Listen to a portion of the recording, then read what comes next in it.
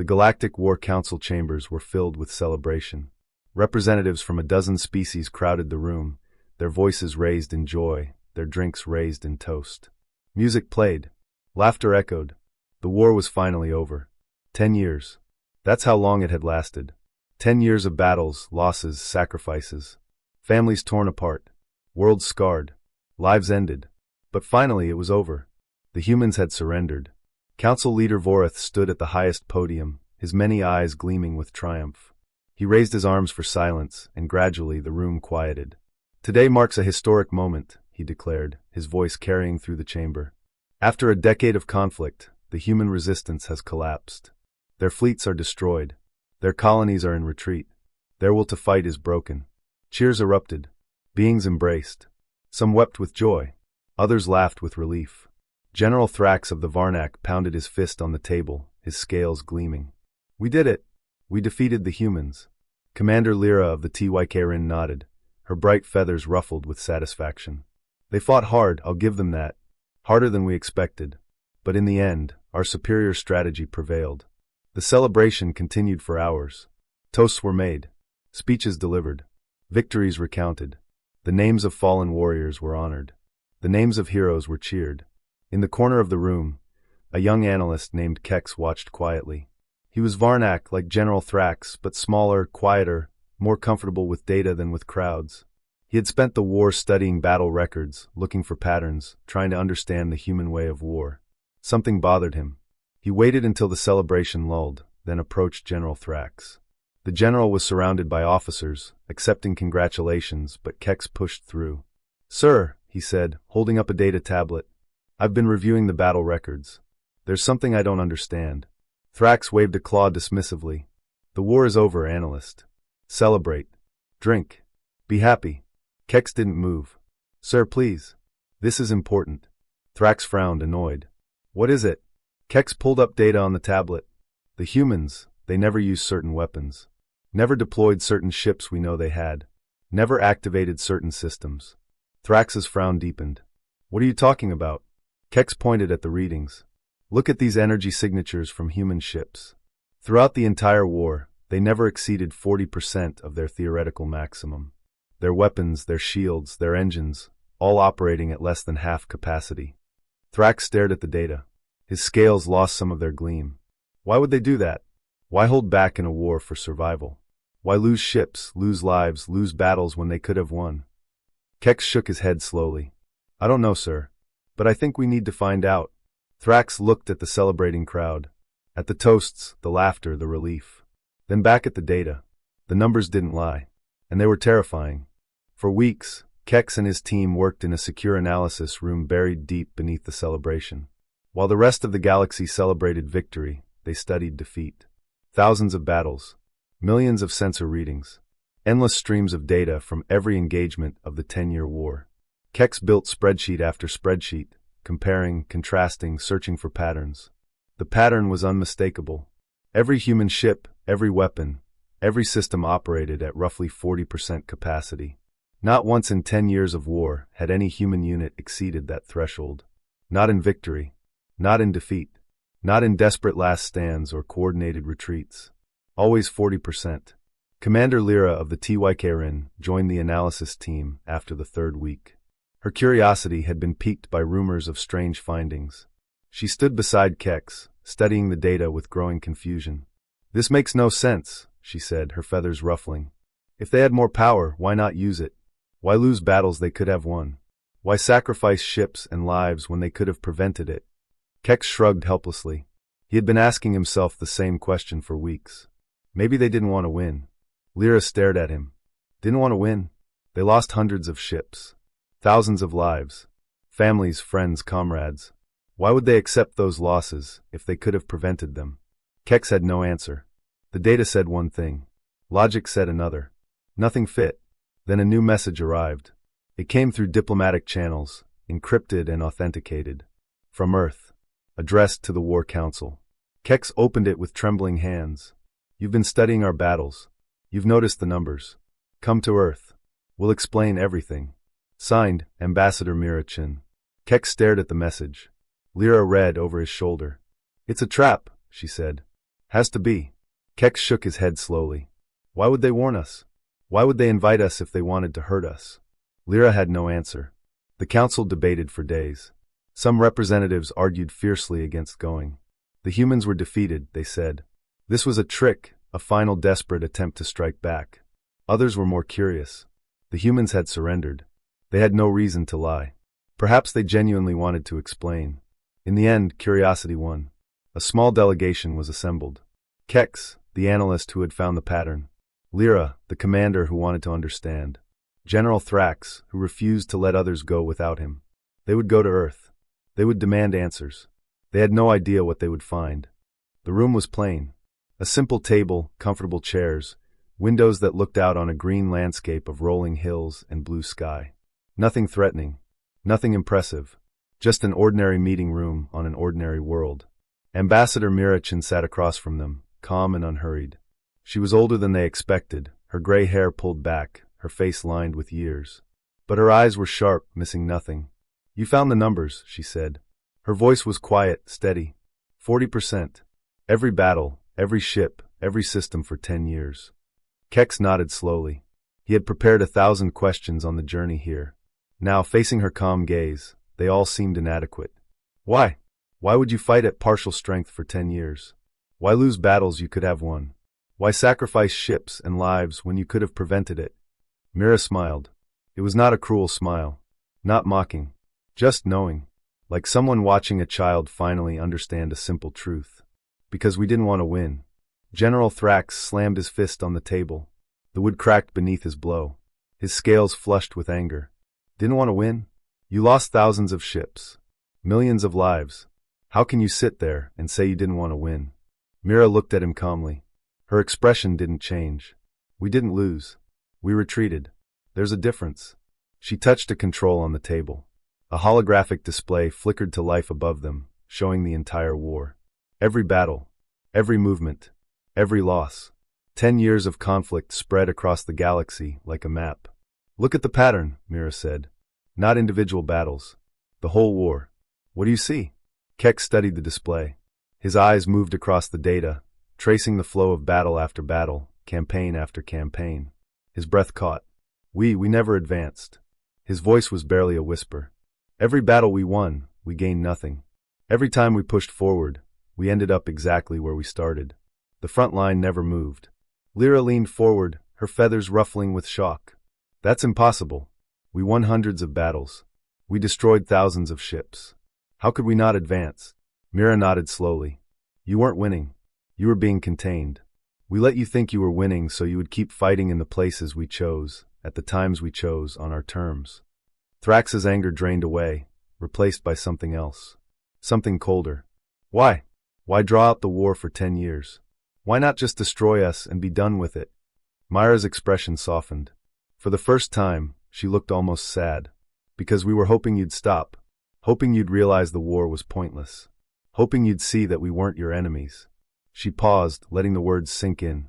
We never wanted to hurt you. We never wanted this war. We just wanted you to leave us alone. So we fought just hard enough to keep you occupied, to keep you from pushing deeper into our space, to give you time to come to your senses. Thrax's voice was barely a whisper now. His scales had lost all color. You could have destroyed us. At any time. With 40%. You could have ended this war in weeks instead of years. Mira nodded slowly. Yes, we could have. Then why didn't you? Mira looked at him. Her eyes were old. Ancient. They held centuries of memory, of pain, of wisdom hard-won. Because winning isn't the same as being right. And killing isn't the same as winning. We learned that lesson a long time ago, during our own wars. Wars where we didn't hold back. Wars where we used everything we had. She leaned forward slightly. We almost destroyed ourselves. Came closer than you can imagine. And we swore never again.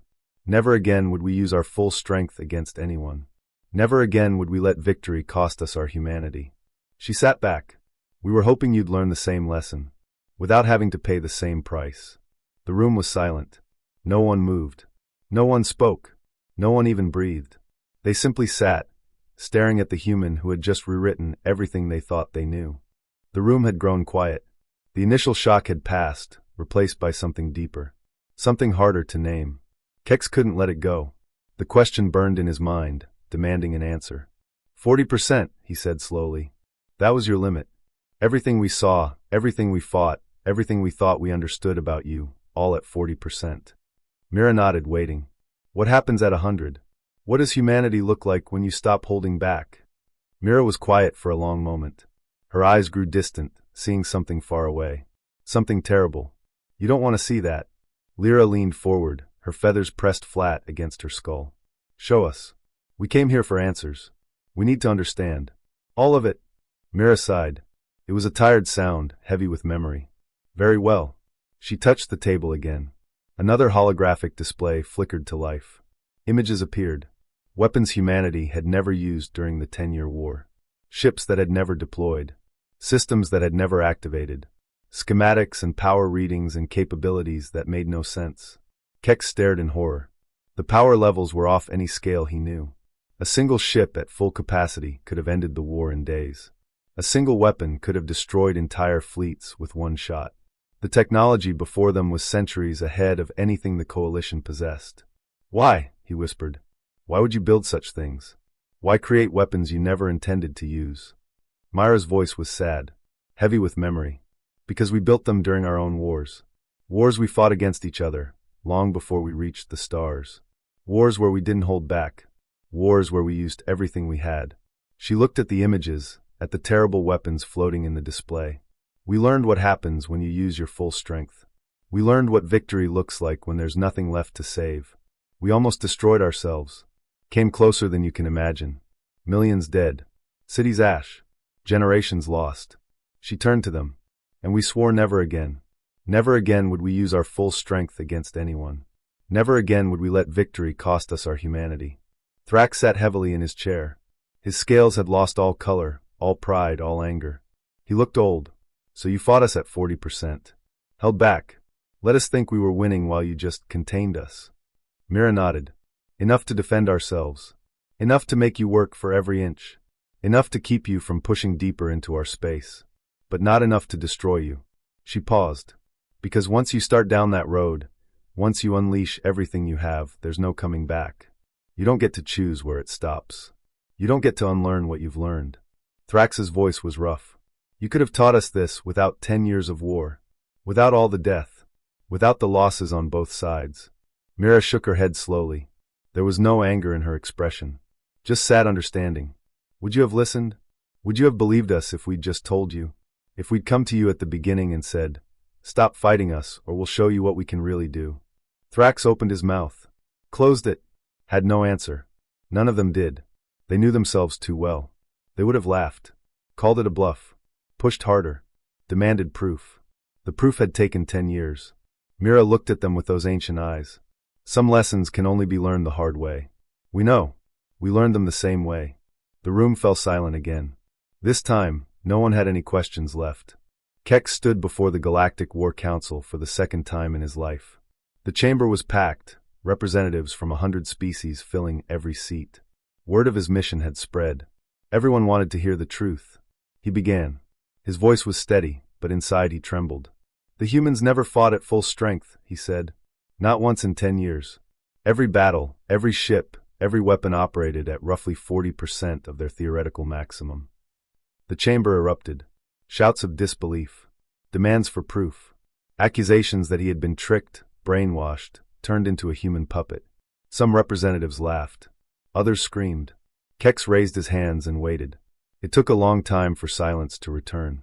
It's true, he continued. I've seen the data. I've seen what they're capable of. Weapons that could destroy fleets in seconds. Ships that could end wars in days. Technology centuries beyond anything we possess. He activated recordings from his meeting with Ambassador Mira Chin. Her words filled the chamber. Her explanation. Her sadness. Her hope. When the recordings ended, absolute silence filled the room. Council leader Vorith leaned forward slowly, his many eyes blinking. When he spoke, his voice was barely a whisper. They could have destroyed us. At any time. And they chose not to. Kex nodded. They were waiting for us to stop. Waiting for us to realize the war was pointless. Waiting for us to grow up. To see that we were fighting an enemy who didn't want to fight back. Vorith's voice was quiet. What do we do now? Kex had an answer. He had thought about little else since leaving Earth. Now we make peace. Real peace. Not because we won. Because we were given a chance we didn't deserve. A chance to learn without paying the ultimate price. He looked around the chamber at the representatives who had cheered 10 years of war. The humans could have destroyed us and been justified. We invaded them. We attacked their worlds. We killed their people. And they responded with restraint. With patience.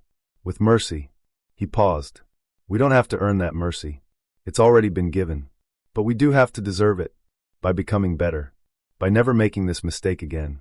No one spoke. No one argued. For the first time in 10 years, the War Council had nothing to say. Later, Keck stood alone on an observation deck, watching Earth recede behind him. The blue planet grew smaller and smaller, until it was just another star in the darkness. A screen activated beside him. Ambassador Mira Chen's face appeared. "You did well," she said.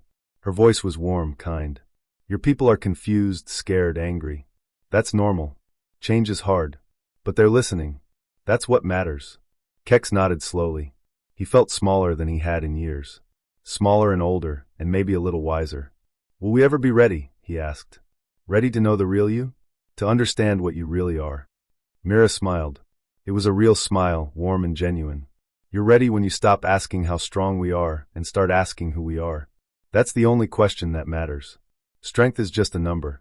Character is everything." Kex considered this. "Who are you then? Really?" Myra's eyes softened. "We're people. Just like you. We make mistakes. We learn from them. We try to be better.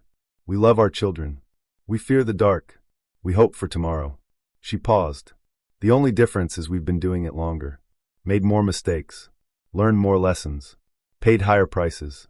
And what we learned is that the only victory worth having is the one where everyone goes home." The screen went dark. Kex watched the stars. Somewhere ahead, Earth was disappearing into the distance. Somewhere behind, his people waited for his report. Somewhere in between, a new future was being born. One built not on fear, but on understanding. Not on strength, but on wisdom. Not on winning, but on coming home. The end.